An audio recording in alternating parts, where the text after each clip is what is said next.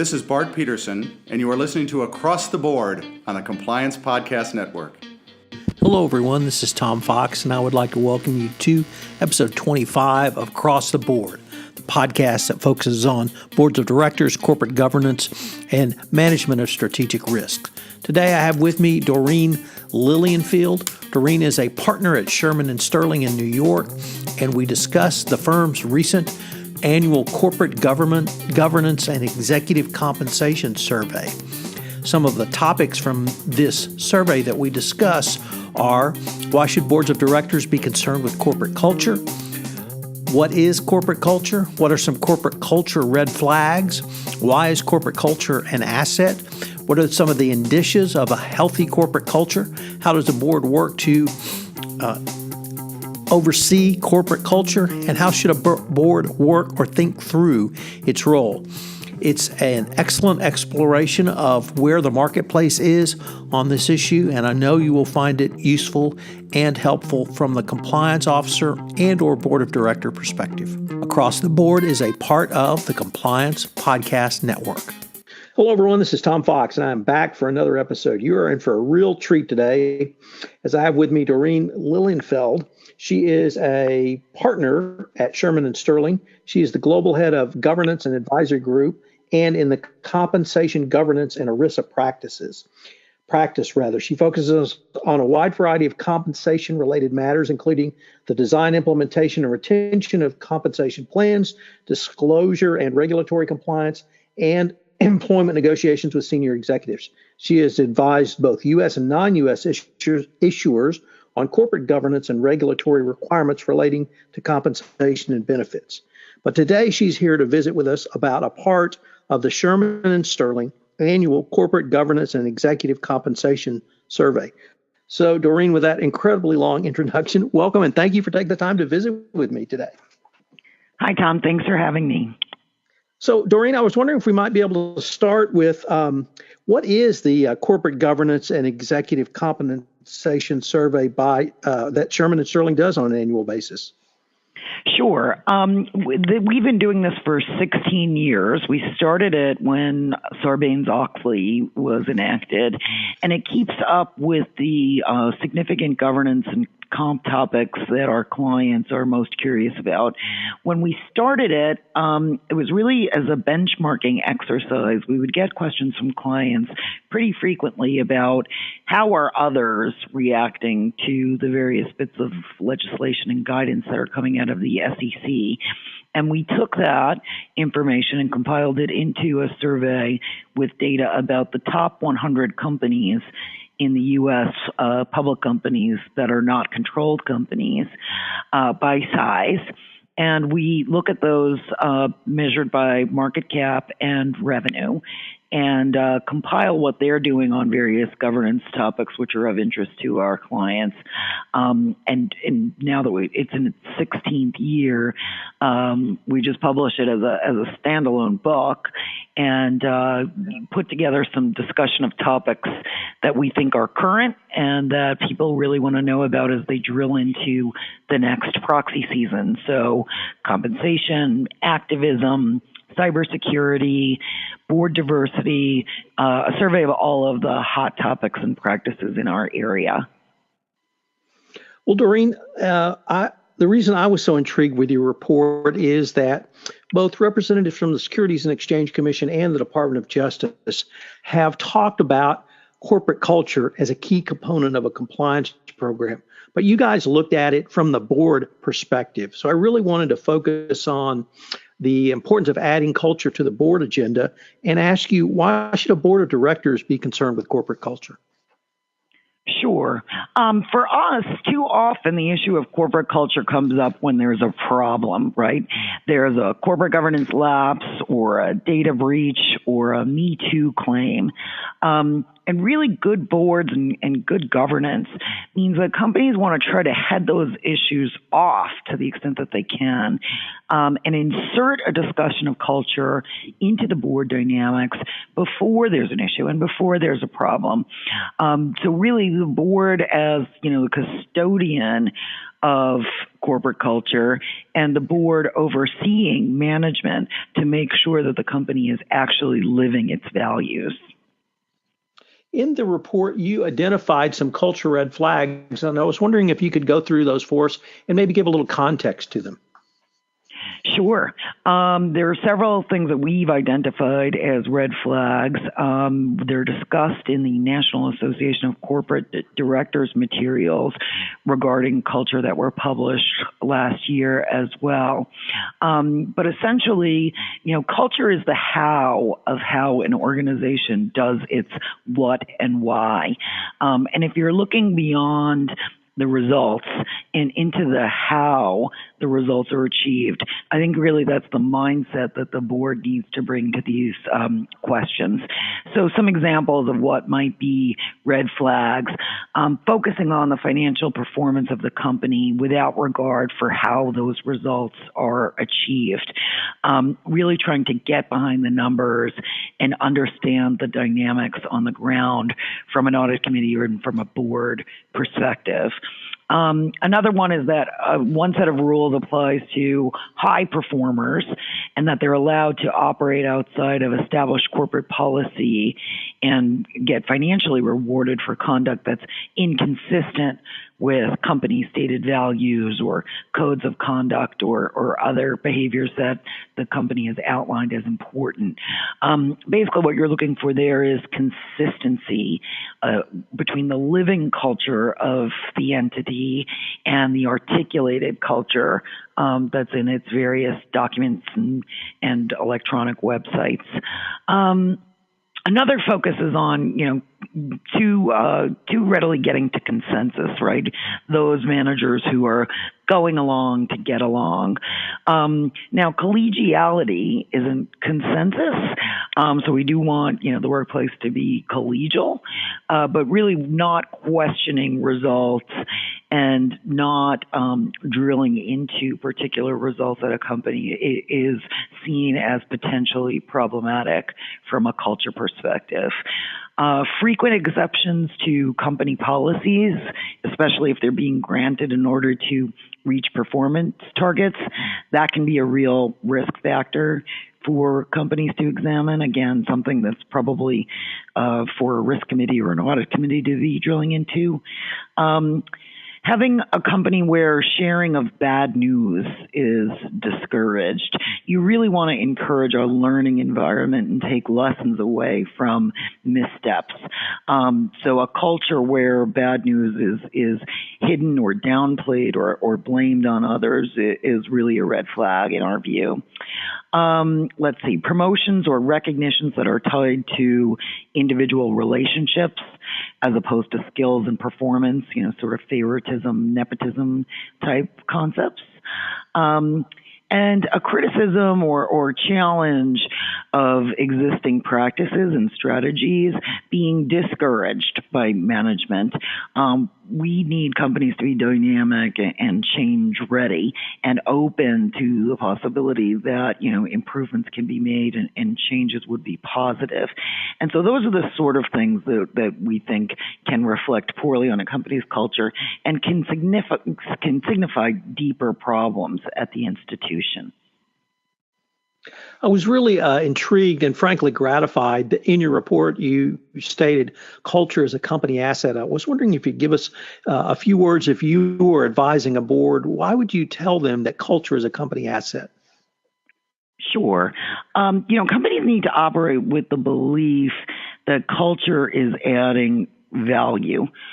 Studies have shown that companies that have highly engaged employees, which is one of the signifiers of a good corporate culture, outperform their peers on various metrics, including things like customer satisfaction, safety, quality, profitability, productivity of employees and shareholder return.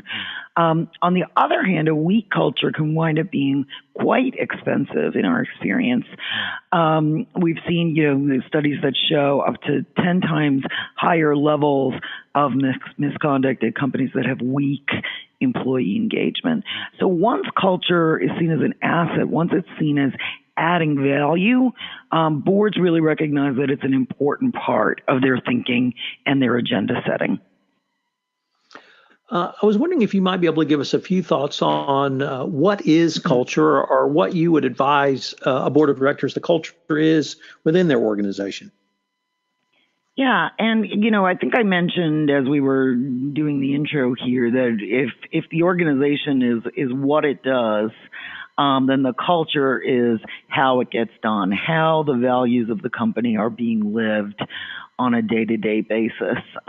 So what does that mean? First there's the things that the company puts out, public statements, org charts, structure charts, recruiting materials, the website, social media, which is highly curated by lots of companies. These are, demonstrable lenses through which we can see what the corporate culture is aspiring to.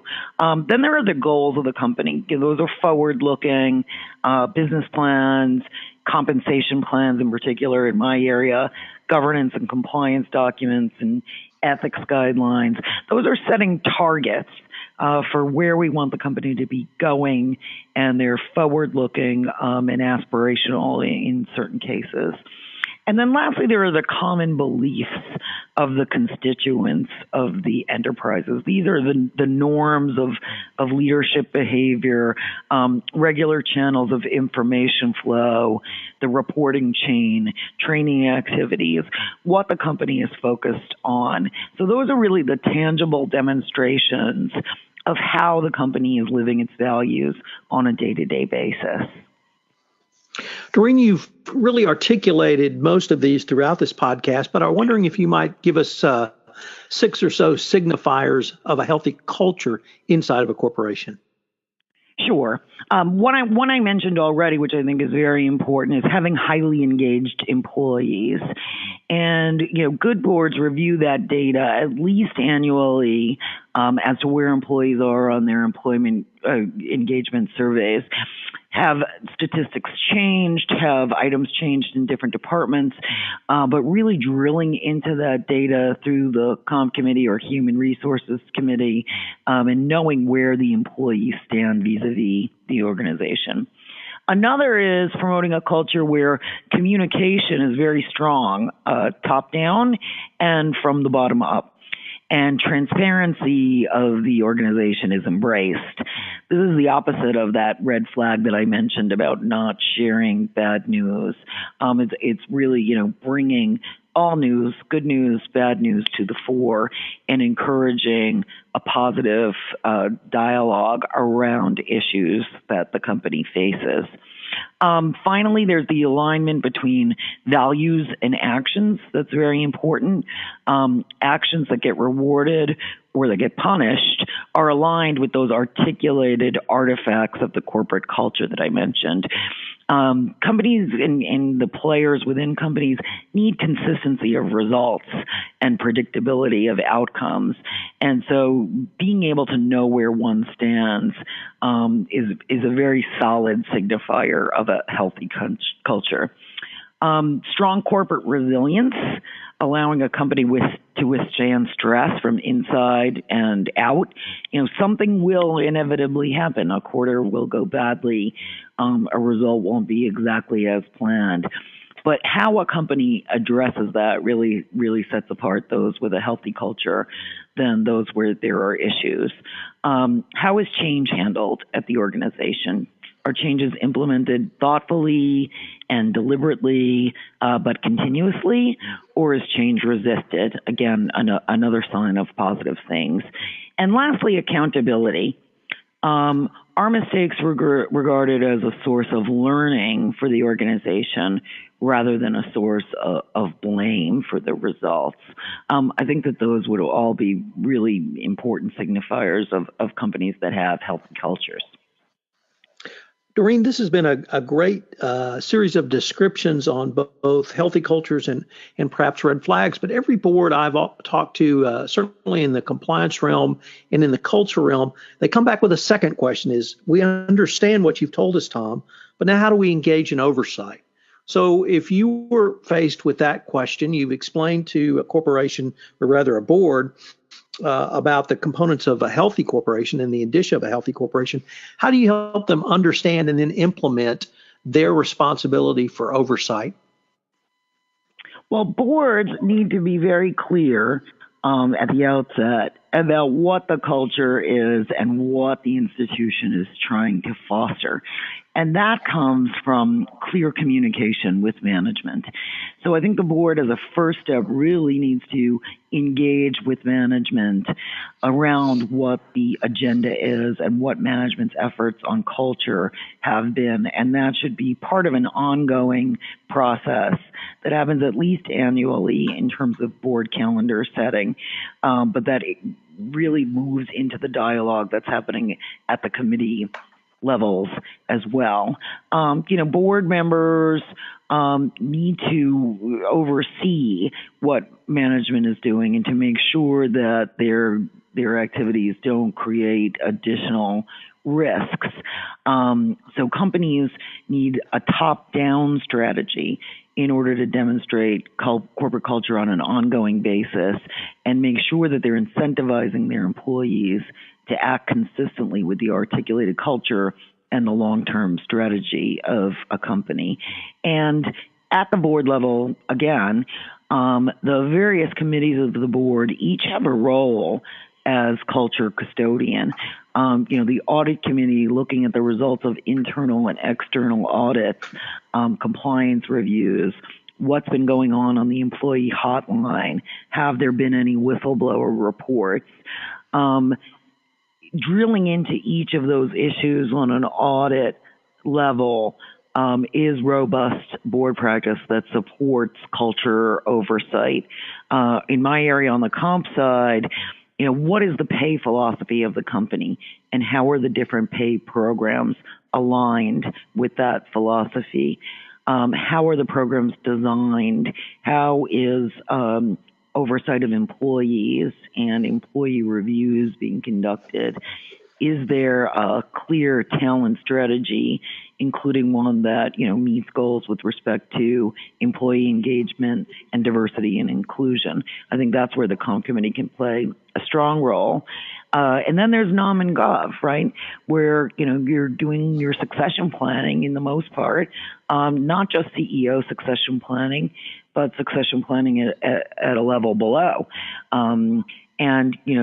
Boards assessing their own performance through the Nomination and Governance Committee and what the board's culture is really like. How is the board able to dialogue? How often do they meet in executive session? How does the board learn from mistakes? Are they open to feedback, and do they have a direct communication line with other executives in the organization other than just the CEO? I think that those are all dynamics that a board can look at to make sure that they're fulfilling their oversight role. Well, Doreen, unfortunately, we're near the end of our time, but I wanted to end by asking if any of our listeners wanted more information or to obtain a copy of this report. Could they do so, and if so, how? Sure, absolutely. You can go on our website at www.shearman.com, spelled SHEARMAN for your listeners.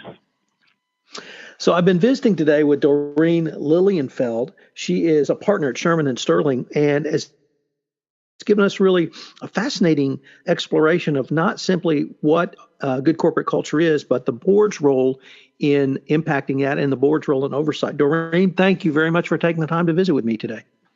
Thank you, Tom. It was great to be here. Thanks a bunch. Hello, everyone. This is Tom Fox again. I hope you've enjoyed this episode of Across the Board. If you have any questions on this, you can email me at tfox@tfoxlaw.com. We have linked to the Shearman & Sterling Annual Corporate Governance and Executive Compensation Survey report in the show notes. I hope you'll join me again for another episode of Across the Board. Across the Board is a part of the Compliance Podcast Network.